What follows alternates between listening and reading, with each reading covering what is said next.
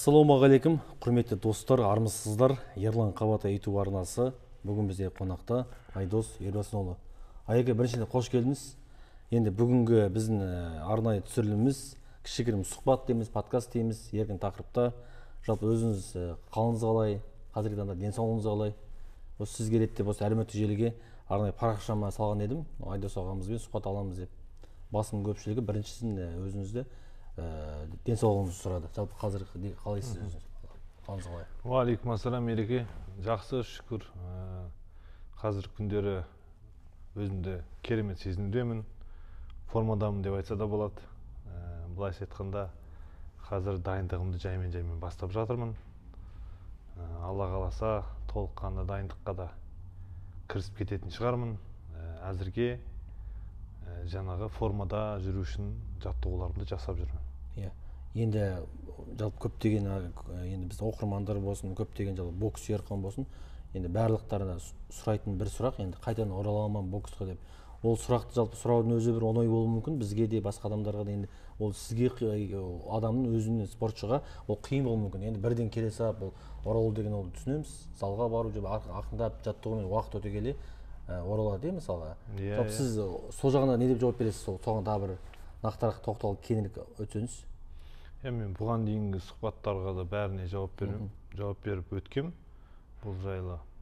Енді Алла қаласа жалғастырғым келеді. Тағы бір-екі тексерулерім бар.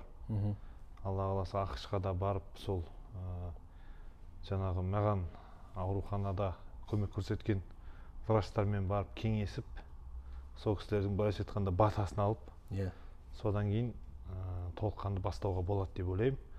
Астық-ыстық жоқ. Өйткені Аллаға шүкір, қатты боксты қайта бастағанға кәрімін деп ойламаймын. Жас та емеспін, біраз тәжірибеміз бар енді бокста жинаған. Сондықтан қазір асығатын жер емес бұл. Денсаулық деген енді денсаулық күту парыз ғой. Сондықтан барынша тексеруден өтіп, Алла қаласа жақын уақытта нақты шешімге келетін боламыз. Әзірге дайындығымды жасап жүрмін. Жаймен жаңағы дайындығымызды жасап, ақырын осы бір айға жуық уақыт болды. Астанадан Бауыржан Рысбек деген бапкерім келген. Физподготовкадан дайындайтын бапкер. Жақсы көмектесіп, иығым, сол иығым соңғы жекпе-жектен кейін ауырып көтере алмай қалып едім. Тіпті киімімді шешіп киіп алмай қалған едім. Сол иығымды қайта қалпына келтіруге көмектесіп, біраз жәрдем беріп, былайша айтқанда қайта жаттығуды бастауыма себепкер болды деп айтсам болады. Бастау керек, уже жаңағы жаймен формаға келу керек деп маған жақсы үгіт насихаттар жүргізіп, залға шақырып алды. Енді сізді мынау осы бұрынғы 16 жекпе-жек дейміз ғой, әрқайсысын нокаутпен 17 жекпе-жек, 16 жеңіс, 17-ші санамаған кезде әрқайсы жеңістер болды, нокаутпен жеңгендеріңіз болды. Сол кезде енді кәдімгідей енді жалпы жеңген кезде, қуаныш кезде қасыңызда дос болсын, қолдаушылар да өте көп болады. Енді мынау соңғы бойдан кейін сізде қаншалықты қолдады? Сізде оқырмандар болсын, достар, туысқандар, енді ең бірінші қолдау содан не істейсіз ғой, күтесіз ғой. Қиын кезде қаншалықты қасыңызда табылды достарыңыз? Көбісі солай айтып жатады негізінде. Жаңағы жеңген кезде бәрі қасында болады, жеңілген кезде қайда кетеді деген сияқты. Бірақ мен өзім жалпы мен қазақты қалай жақсы көрсем, қазақта мен солай жақсы көретін сезіндім. Елге жаңағы жақсы қошаметпен қарсы алды, жеңіске ұшырасам да жақсы көтеріп, жаңағы өзімнің жерлестерім астыма тұлпар мінгізіп, кәдімгідей жоғары деңгейде қарсы алды десем болады. Одан кейін де әйтеуір шақырған жерде дастарханнан төрден орын беріп, жақсы құрметпен қарсы алады. Бір жеңіліске бола абыройымнан айырылып қалдым деп ойламаймын. Өйткені соңына дейін айқастым, бәрі көріп отырды. Енді солай болды, тағдырымызға жазылған екен. Дегенмен халықтың маған қарай қарым қатынасы сол жеңілісіме бола өзгерді деп мен айта алмаймын. Жалпы халқыма ризамын. Әрине енді бәрін бірдей жаңағындай айта алмайсың ғой. Әркімнің пікірі болады, әркімнің несі болады, жаңағы өзінің ой тұжырымы болады. Дегенмен жалпы былай өзімнің көңілімнен халықтың қолдауы шықты, сезіндім мен. Енді қазір ақырындап дайындыққа бастадыңыз. Бұйырса, Алла бұйырса қайтадан ораламын деп отырсыз. Құрметті көрермендер, міне сол сұрақтың бәріне жауап берді Айдос ағамыз. Ендігі жалпы бокс дейміз, жалпы қазіргі таңда болып жатқан дүниелерді сұраймыз өзіңізден енді. Мынау қазіргі таңда осы спорт саласы, бокс, ММА дегенде төбелес дейміз, басқа жекпе-жектер бар, көптеген көбейіп жатыр ғой Қазақстанда. Осы жақында соңғы берген сұхбатыңызда айтқан екенсіз, жаңағы рухфати қазіргі таңда жастар арасында өте кең таралған. Сол өткенде де әріптесіміз де айтқан екен, ол жігіт соларды көріп өскен жас өспірім, олардың Олимпиада чемпион болуға, Азия чемпион болуға, әлем чемпион болуға талпыныстары болмай, мына бір жеңіл екен деп көзбен қарайды деп. Жалпы негізінде ол мен өзім жеке менің пікіріме қалай келсеңіз, мысалға менің пікірім әр адамның бала кезде арманы болады. Және біреу боксшы болады, біреу жекпе-жекке шыққысы келеді. Сол жетпеген арманына сол рухфати арқылы жеткен шығар деп мен солар жағынан таяқтың екі ұшы бар деп мен сөйтіп айтып отырмын да сізге. Сіз ол жағынан қалай ойлайсыз? Енді олардың да жаңағы Рамазан ғой, Рамазан деген жігіт ұйымдастыратын жүргізушісі. Сол жігіттің айтқан бір сөзі бар да, көшеде төбелеспеңдер, бір-бірімен ереспеңдер, әңгімелеріңді клеткаға келіп шешіңдер жігітше деп. Таза төбелес спортпен деп. Сол жағынан сіздің көзқарасыңыз қандай жалпы спортшы ретінде? Енді мен ойымша бұл жай енді жаңағы бұл кәсіпқой шаршалаң, жалпы кәсіпқой бокстың өзі жалпы бизнес қой бұл. Кәсіпқой бокстың өзі бизнес. Оның қасында енді бұл ережесіз жекпе-жек деген анық жаңағы промоутерлар үшін былайша айтқанда жаңағы төбелесетін боецтер дейміз ба, енді спортшылар дейміз ба, олар бір товар сияқты қарайды ғой. Сондықтан меніңше енді мен өз басым бұл нәрсеге қарсымын. Өткенде де мен сторисімде бұл нәрсені айттым, салдым, жаңағы сұхбаттарымда да бердім, жаңағы өзім жауабымда ойымды, пікірімді білдірдім. Жалпы ережесіз жекпе-жек деген ол былайша айтқанда төбелес қой, қарапайым төбелес, ешқандай ережесіз деп аты айтып тұр ғой оның. Ол жерде ешқандай ереже керек емес. Мысалы, бокстан чемпион болу үшін кемінде 5 жыл дайындалуың керексің да сен. Кемінде. Аз дегенде. Аз дегенде, иә. Енді Бекзат марқұм Саттарханов ағамыз сияқты талантты боксшылар өте сирек кездеседі. Миллионнан бір шығар, меніңше. 4-ақ жыл, 5-ақ жыл қатысып, Олимпиада чемпионы болған. Ал енді толыққанды Олимпиада чемпионы болу үшін жаңағы кәсіпқой бокстан болсын, мысалы, бір жетістікке жетіп, бір белбеулі иелену үшін кемінде бір 9-10 жыл айналысу керек деп ойлаймын, өзім ойым. Өйткені мен көріп жүрген, менімен деңгейлес балалар, қатарлас балалар, сондай жыл қатысқан балалар ғана жетістікке жеткен адамдарды өзім өмірімнен көріп жүрмін. Ал енді жаңағында ережесіз жекпе-жекке кез келген уақытта баруға болады. Кішкене спорттан хабары болса, болмаса көшеде жақсы төбелессе, мысалы, 1 жыл, 2 жыл айналысып, мысалы, 1 жыл, 2 жыл толыққанды уақытылы дайындалып, уақытылы жатып, жаңағы дұрыс тамақтанып, жаңағы күрес пен бокс, жаңағы кикбокс, соның бәрін араластырып, былайша айтқанда каша қылып, бір күн мысалы боксқа барады, бір күн кикбоксқа барады, бір күн күреске барады, сөйтіп толыққанды дайындалса, ММА-дан да чемпион болуға болады, Хабибтердің дәрежесіне де жетуге болады да. Ал енді жаңағы олардың істеп жатқаны, рухфайтинг дей ма, олардың істеп жатқаны таза бір не сияқты да, жаңағы бизнес сияқты да. Өйткені ешқандай бір дайындықтарын мен оларын көріп тұрған жоқпын. Просто жаңағы пиар, олар мысалы мықты боецтермен шығуға қорқады, шықпайды, тек қана өздері сияқты деңгейлес, өздері сияқты деңгейлес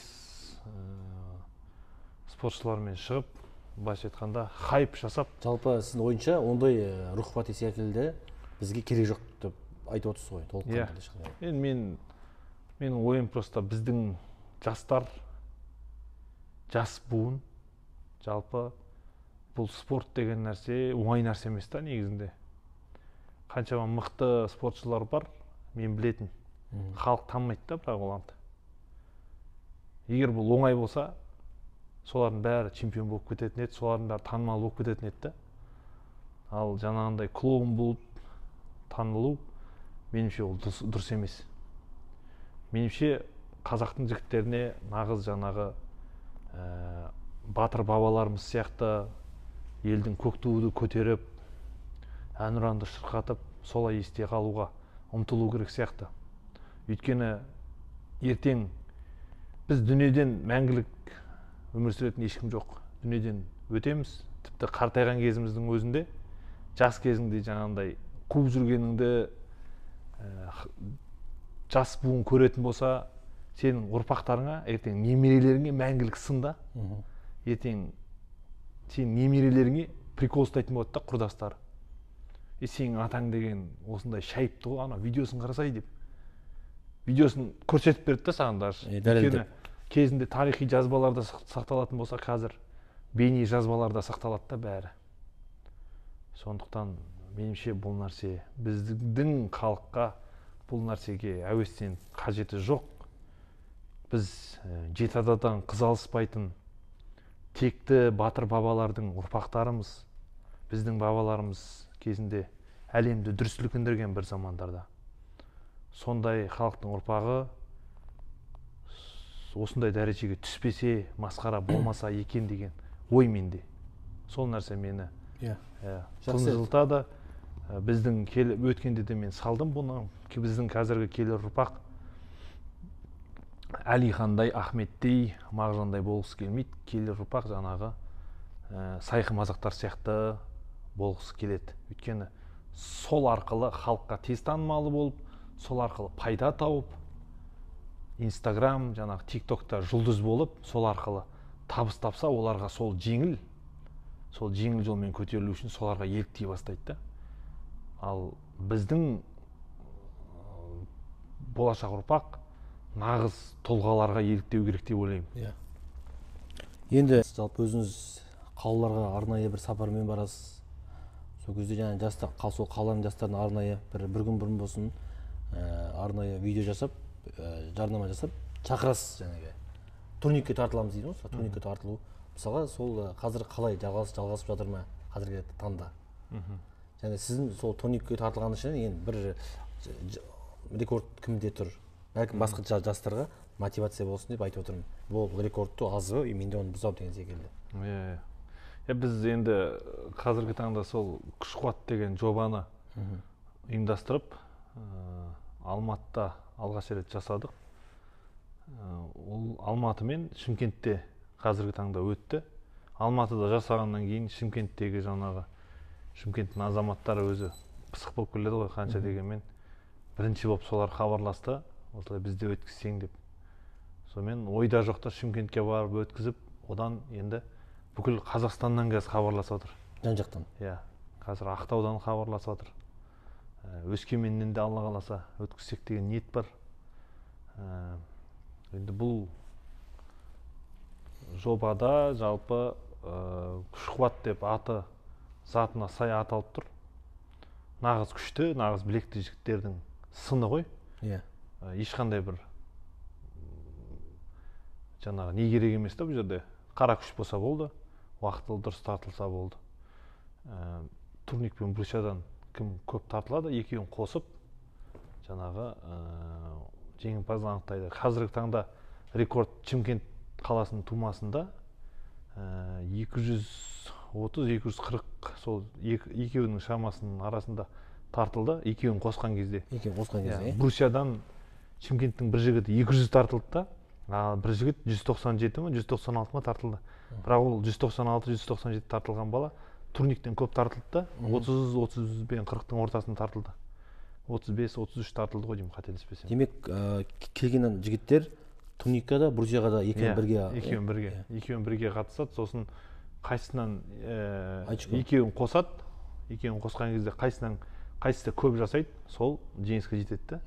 Сол жаңағы 196-197 тартылған бала рекорд қойып тұр қазіргі таңда.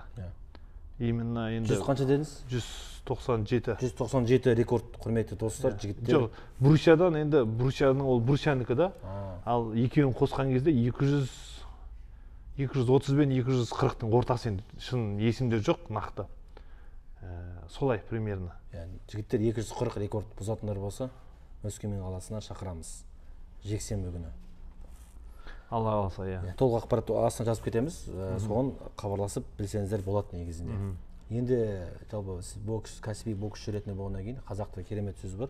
Не сойса да қасапшы сойсын дегенде. Өзіңізге келгеннен кейін боксшыдан жалпы қазіргі таңда бізде мынау Жәнібек ағамыз өзіңізге ініңіз болып келеді. Жәнібек Әлімханұлы сол қазіргі таңда енді әрбір сұхбатында, әрбір боксының соңында Канелоны шақырады жекпе-жекке. Канеломен шығам. Жалпы қазіргі таңда Жәнібек міне ертең шығасың, болмаса 3 айдан кейін шығасың десе, Жәнібек дайын ба? Сол деңгейде ме қазір Канеломен шығуға? Иә, енді Жәнібек бауырымыз қазір әлем чемпионы ғой. Әлем чемпионы болудың өзі оңай емес, кәсіпқой бокста тіпті қиын деп айтуға болады. Енді меніңше бір-екі жыл тағы да тәжірибе жинаған абзалырақ болады. Сол кезде толыққанды дайын деп айтуға келеді. Қазір енді бір 50-50 деп айтсақ болады. Енді осы соңғы бізден жігіттер, бокс жігіттер Ташкентке барып, кәдімгідей бүкіл ел аузына қаратып чемпион болған білесіз. Енді қазіргі таңда мынау осы көптеген әлеуметтік желіде көп адамдардың ойлары екіге бөлінеді. Біздегі чемпионымыз соңғы Санжар Ташкенбаев пен Сәкен Байбосынов екеуін салыстырады көп. Алда олимпиададан уақыт таяп қалды. Жалпы сіз кәсіби боксшы ретінде қай жігітті жаңағы жіберер едіңіз, мысалы сіздің қолыңызда болса, бапкерлік қызметте болсаңыз мысалы? Енді өте қиын сұрақ қой, жалпы адамның көңілі бір атым насыбайдан қалады дейді. Енді жалпы Санжар ініммен қатты былай таныс емеспін, жас бала ғой ол. Сәкен Бейбосынов інімізді былай танимын, амандасып жүрген, жаңағы сұхбаттасып жүрген бауырымыз. Екеуі де бір лайықты деп ойлаймын негізі. Қазақтың боксшылары мықты ғой жалпы. Екеуінің де жетістіктері бар, екеуі де әлем чемпионы. Енді Сәкеннің жасы үлкен болғандықтан, жалпы екеуі теңдей дәрежеде өнер көрсетсе де, Сәкенге бір мүмкіндік берген дұрыс болады деп ойлаймын. Екеуі теңдей дәрежеде өнер көрсетсе, әрине.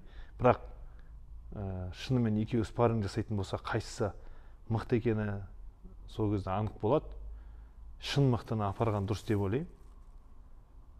Жалпы қайсысын апарса да екеуі де жеңіске жетсе екен деген тілеулеспіз ғой. Бокс туралы бір осы жерде тәуелсіздіктен мен келген әнші болсын, спортшыларға өзім бір дәстүрлі сұрағымыз бар. Тәуелсіздіктен бері енді сіз үшін бір топ 5 боксшы кім деп ойлайсыз? Кәсіпқой деңгейдегі осы жалпы. Тәуелсіздіктен бері? 91-ден бері осы 2023-ке дейін аралықта. Жаңағы айтқан сөз ғой. Адам көңілі бір адым насыбайдан қалады демекші. Аз дейсіз ғой топ 5. Топ 5 аз, топ 20 да аз деп ойлаймын. Өйткені мықты спортшылар, ағаларымыз, сол кездегі біз еліктеп өскен ағаларымыз көп. Оның қазір біреуін айтып, біреуін айтпасаң ертең қапа болып қалуы мүмкін. Сондықтан мен 5 деп айта алмаймын, бірақ біраз ағаларымыз бар, олимпиадада, чемпионат мирада жаңағы жақсы нәтиже көрсеткен. Сол ағаларымыздың баршасын мен құрметтеймін және топқа кіргіземін. Әрқайсысының өзіндік орны бар. Мысалы, Бақтияр Артаев ағамыз олимпиада чемпионы болғанда жалғыз алтын алды да, тек қана бокстан емес, бүкіл спорттан. Барлық спорттан. Бүкіл спорттан. Бірақ ол кезде де, мысалы, Геннадий Головкин ағамыз тамаша өнер көрсетті. Серік Елеуов ағамыз да қола жүлдегер атанды. Сол сияқты әр әлем чемпионатында, олимпиада ойындарында қазақтың боксшылары жақсы барын салып өнер көрсетеді деп ойлаймын. және жүлдеге лайық, жүлделі орынға лайық болған ағаларымыздың бәрі үлкен қошеметке, құрметке лайық. Тарихта жаңағы есімдері алтын әріппен жазылу керек деп ойлаймын. Енді мынау сізде соңғы жаңалықтарыңыздың бірі қазіргі таңда кітаптың арнайы несімен жүрсіз қаламызда. Енді жалпы қазіргі таңда жастардың көп кітап оқымайтыны анық, оны көп біледі. Қазір бар интернетте, тиктокта, әлеуметтік желіде жастардың басым көпшілігі қазіргі таңда біз осы боксшыларға, спортшыларға еліктейтіні анық. Енді спортшылардың ішінде жалпы кітап жазғандар өте аз десек болады енді. Өзіңіз қазіргі таңда кітабыңыз шығып жарықта жүр. Жағың сынса да сағың сынбасын деп. Жалпы сол кітап туралы бір ауыз айтып өтсеңіз қысқа нұсқа. Бүгін міне Өскемен қаласында біздің тұсаукесеріміз өтті кітаптың. Бұл кітапты жазғаныма жалпы 1,5 жылдай уақыт өтіпті. Презентациясын жасағаныма, таныстырылымын жасап, Алматыда алғаш рет жасағанмын. Енді кітап қатты үлкен емес, шағын ғана өзіміздің басымыздан өткен оқиға жайлы ғой. Жалпы Бауыржан Момышұлы атамыздың өзім жайлы тарихты өзгеге жаздырмаймын. Өйткені біреу жазса, өтірігін қосып жазады. Қашсақ қаштық, таяқ жесек таяқ жедік, қусақ қудық, ұрсақ ұрдық деп ашық жазамын дейді. Соны көргеннен кейін мен де өзім жайлы кітап жазайын деп шештім. Өйткені өзім шығармашылыққа қызығамын жалпы. Үнемі өзімнің жекпе-жектің алдындағы сезімдерімді, жекпе-жектен кейінгі сезімдерімді жазып жүремін. Қандай кемшіліктерім бар екенін, қателіктерім бар екенін, қандай жаңа жетістіктерім бар екенін үнемі қағаз бетіне түсіріп жүремін. Сондықтан кітап жазу маған бір қиындық тудырды деп қатты айта алмаймын. Өйткені енді кітабым енді әрине біз жазушы емеспіз ғой. Жазушылардың дәрежесінде жазған жоқпын. Бірақ енді әркімнің өз саласында жазары бар деп ойлаймын.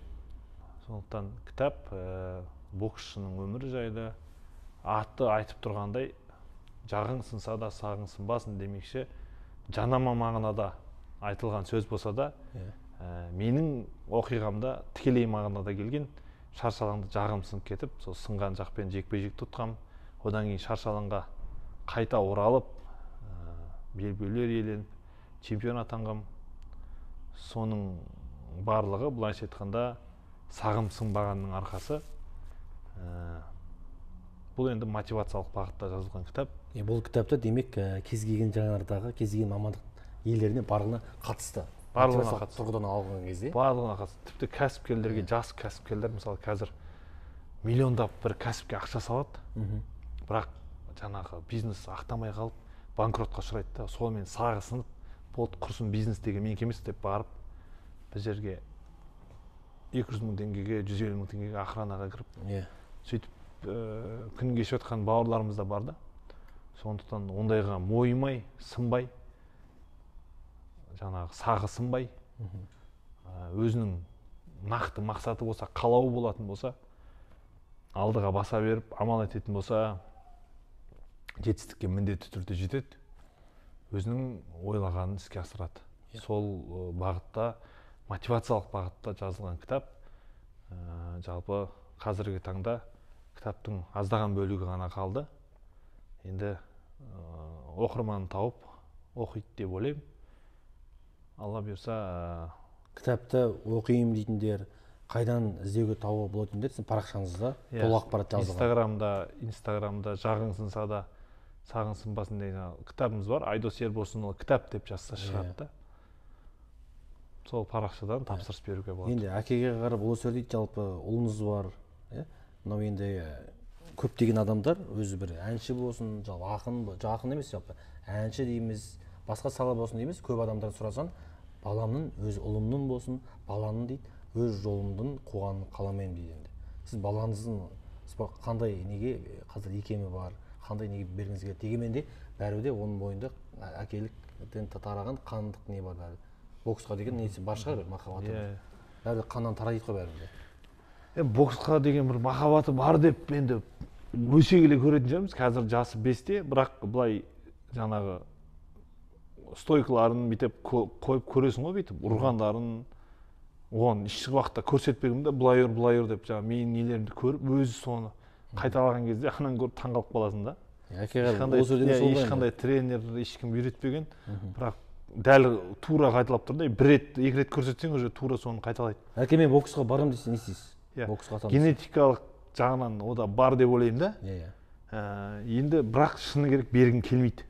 Жаңа өзің айтып отырсың ғой, бергім келмейді. Басқа спортқа бергім келеді. Жалпы жекпе-жектің осындай ер азаматқа тән спорт таңдайтын болса, күреске бергім келеді. Өйткені күрес деген пайғамбарымыз саллаллаху алейхи ва салламның сүннеті, біріншіден. Екіншіден, нағыз ер азаматтардың спорты деп ойлаймын.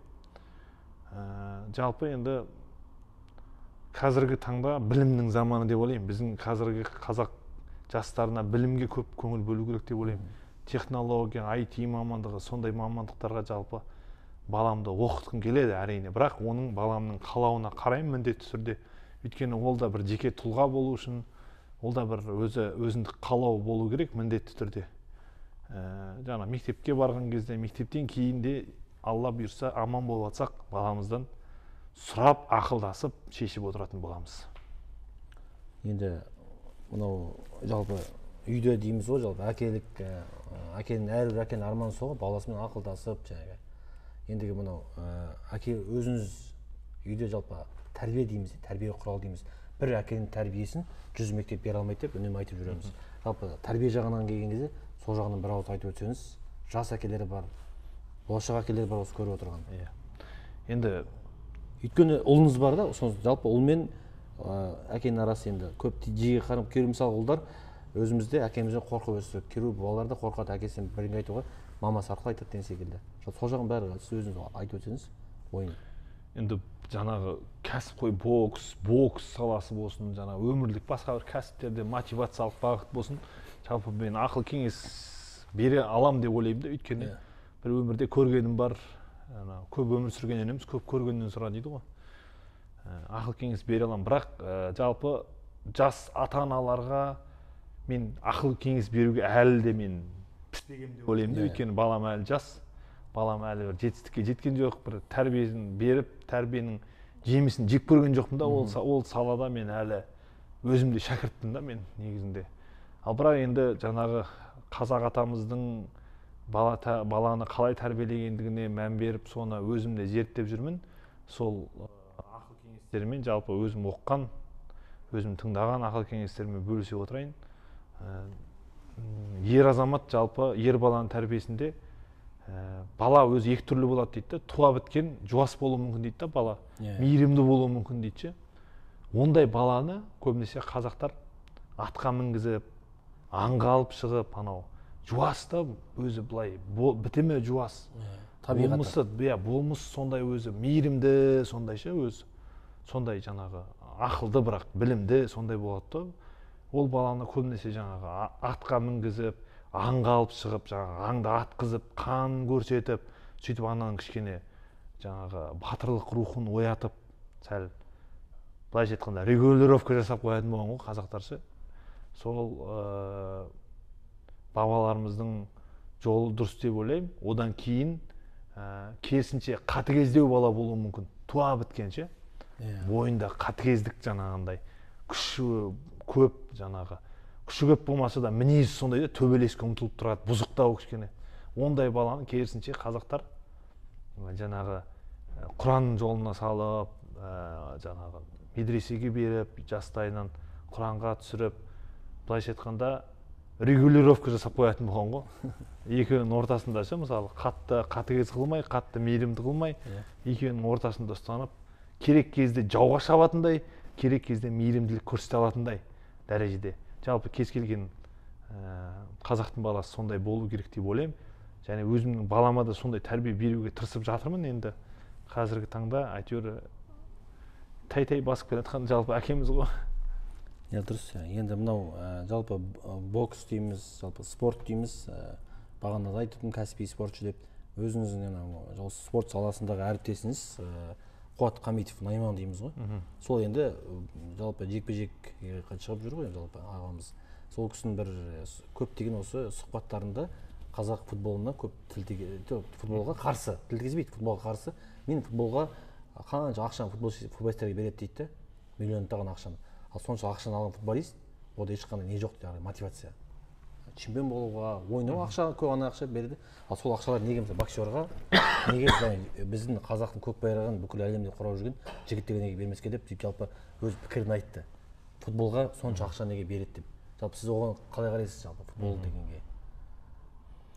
Сол дұрыс па, сол оймен келісесіз бе соның оймен? Енді Қуат бауырымыз жалпы өмірде үзеңгілес бауырымыз ғой, араласып жүрген, жалпы бір дастархандас болып жүрген бауырымыз. Әрине Қуаттың өзінің пікірі бар, ол өзіндік тұлға. Ал енді меніңше ол енді футболдың статусы жоғары ғой бәрібір. Номер 1 спорт қой, әлемдегі оны мойындау керек. Футболдың жанкүйерлері көп. Және біздің Қазақстанда да, біздің қазақ елінің футбол дамыса, ол нұр үстіне нұр. Ол дамымайды деген сөз жоқ та ол. Аллаға шүкір қазір жақсы нәтиже көрсетіп жатыр ғой. Сондықтан көңіл бөле берген дұрыс деп ойлаймын. Әрине шамадан тыс асыра сілтеп ақша беріп жатса, ол әрине дұрыс емес. Бірақ тиісінше өздерінің еңбектеріне сай, өздерінің дәрежелеріне сай алатын болса, ол дұрыс деп ойлаймын. Ода тұрған еш нәрсе жоқ. Қайта басқа жас футболшылар, қазақтың жас футболшылары сондай жаңағы футболға мықты ойыншы болсам, мықты ойнасам, ертең күні мен Реал Мадридте ойнаймын, ертең күні Барселона, Челси сияқты командалардың. Өзіңіз футбол көресіз? Мен былай Реал Мадрид, Челси деп айтқанға қарағанда. Мен енді Реалдың жанкүйерімін жалпы өзім. Бірақ қатты бір көрем деп айтпаймын, жалпы былай андасында қарап тұратын бар, иә. Жалпы енді былайша айтқан кезде мен ол нәрсеге қарсымын деп айта алмаймын, өйткені біздің елімізде де футбол даму керек. Керісінше мен жастардың сондай спортқа барғанын қалаймын. Футбол қазақ жастарының көбірекші. Өйткені бізде жекпе-жек спорттар онсыз да мықты. Аллаға шүкір. Қазақтар жоқ спортқа баруымыз керек та біз. Мынау зимний вид спорттарға, басқа спорттарға қазақ тек қана жекпе-жекте мықты деген әңгіме ондай жоқ та ол. Өзіміз шығарбағанбыз да оны. Кез келген спорттан чемпион болуға болады да. Біздің жалпы қазақ халқы жеті атадан қыз алыспайтын, жаңа айтып кеттім ғой, текті халық. Сондықтан бізден кез келген спорттың түрінен, кез келген саладан бізден ұлы тұлғалар шығады да. Кешегі уақыт бөліп арнайы осы кішігірім біздің сұхбатқа, подкастқа келіскеніңізге мың алғыс айтамыз. Өзіңізге мықты денсаулық тілейміз біріншіден. Одан кейін спорттық карьераңызды Құдай қаласа аман есен жалғасып, әлі талай биік шыңдардан көрейік. Енді осы бағдарламамыздың соңында жалпы ер азамат дейміз, жалпы дос деген бар ғой, дос деген ұғым бар. Әрбір ер азаматтың досы болады. Достықтың да өзінің бір уақыты болады. Жаңағы балалық кездегі дос, студент кезіндегі дос, кейін есейген кездегі дос дейміз. Жалпы дос деген ұғымды сіз қалай түсінесіз, осыны айтып өтсеңіз? Дос деген енді дос бар, жолдас бар дейді ғой. Біз дос деп жүргендердің көбісі жолдас деген да негізінде. Дос деген біреу, екеу, үшеу ары кетсе болуы мүмкін екен өмірде. Енді ондай достар менде де бәлкім бар шығар, бәлкім жоқ шығар, білмеймін енді, шыны керекші. Кейде бір бар сияқты сезініп кетемін, кейде бір пенде болғаннан көңілім қалып қалады. Бірақ өзімді идеальныймын демеймін, өзімді де қаншалықты мен достарымнан бір нәрсе талап етсем, өзімде соншалықты дәрежеде оларға беруім керек те сол нәрсені. Ондай дәрежеде емеспін деп ойлаймын да мен, сондықтан солай шығар бәлкім деп. Ал пайғамбарымыз саллаллаху алейхи уассалам бұл жайлы керемет сөз айтып кеткен. Жаңағы адал достар бір-бірі үшін соңына шейін тұратын. Қияметтің күнінде де біреусін, екі дос болады, екі достың біреусін тозаққа кіргізетін кезде ана екінші досы жоқ. Егер оны тозаққа кіргізсе, мені де тозаққа кіргіз деп Аллах тағалаға шағым айтады екен да. Аллах тағала соны көрген Аллах тағала екеуіне де жаңа разы болып, екеуін де бірге жәннатқа кіргізеді екен. Содан қарап та білуге болады. Әрине дос деген ол біздің мұсылманшылықта жалпы мысалы сенің қалтаңда 100 000 теңге болса, жаңағы қасындағы досың келіп сен қалтаңа қолын салып 100 000 теңгені қалтаңнан шығарып ішінен санап 50 000 теңгесін алып или немесе 70 000 теңгесін алып сенің қалтаңа 30 000 теңгесін салып 70 000 теңгесін алып өз қалтасына салып кете береді дейді да, сен даже одан сұрамайсың да не үшін деп дейді. Өйткені ол бір керегіне бір нәрсесіне алды, ол нағыз достық сондай дейді да. Енді ол енді біздің пайғамбар саллаллаху кезіндегі сахабалардың кезінде болған достықтар сондай болған әрине. Ал қазіргі таңда енді біз ондай достық мен бар деп ойламаймын жалпы. Ондай дәрежедегі достық ол жаңағы қиямет күні бір-біріне анау жалындаған мәңгілік азап от тұрған кезде сондай дәрежедегі достық отқа да өзін досы үшін қия салатындай дәрежедегі достық ол әрине бар, бірақ қазіргі таңда білмеймін. Ондай бар ма, жоқ па, күмәнмен қараймын шыны керек. Жақсы, ең бастысы достарыңыз, қазір бар достарыңыз аман болсын, отбасыңыз аман болсын. Жаңа айттық, спорттық карьераңызға сәттілік тілейміз. Енді біздің кішігірім YouTube каналымыз енді шығып жатқан канал. Соған қолдап, осылай жігіттер деп келгеніңізге алғыс айтамыз. Енді кейбір азаматтардан осы біз спортшы болсын, басқа тұлғалардың сұхбат алар кезде көп енді қазіргі заманда енді былайша айтқан кезде бір уақыт бөлмей жатады, бірақ сіз алтын уақыт, қазіргі таңда адамның ең қымбаты ол уақыт. Сол алтындай уақытыңызды бөліп сұхбат беруге келіскеніңізге алғысымызды айтамыз. Құдай қаласа тек жеңістер күнде жүздікке жетейік қой. Тек жақсылықта жеңісте жолығайық бәрекелді. Әмин. Рахмет достар, бізбен бірге Айдос Ербосынұлы.